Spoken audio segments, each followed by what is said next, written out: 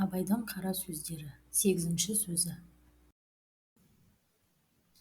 Осы ақылды кім үйренеді, насихатты кім тыңдайды?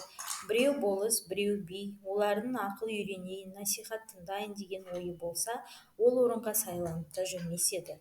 Олар өздері де үздіксіз кісіміз, өздеріміз біреуге үлгі беріп, ақыл айтарлықпыз деп санайды. Өздері түзеліп жеткен, енді елді түзерлігі-ақ қалған. Ол не қылып тыңдасын, және тыңдайын десе де қолы тие ме?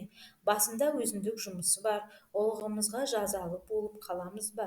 Елдегі бұзақыларымызды бүлдіріп аламыз ба? Немесе халқымызды бүлдіріп аламыз ба? Яки өзіміз шығындап шығынымызды толтыра алмай қаламыз ба? Деген ебіне қарай біреуді жетілтейін деп, біреуді құтылтайын деген бейнетінің бәрі басында қолы тимейді.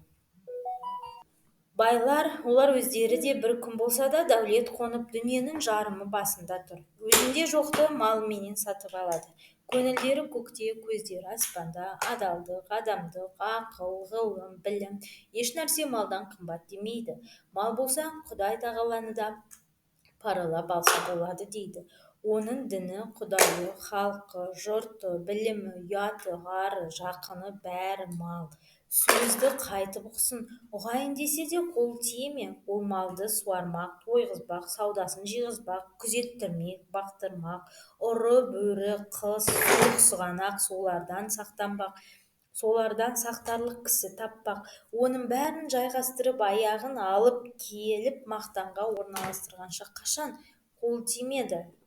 Енді ұры залым, сұм сұрқия өздері де тыңдамайды. Онша-мұнша қой жүнді қоңыршалар күнін де көре алмай жүр. Аналар анадай болып тұрғанда білім, ғылым, ақылды не қылсын? Және де білім, ғылым кедейге керегі жоқтай-ақ. Бізді не қыласын? Ана сөзді ұғарлықтарға айт дейді.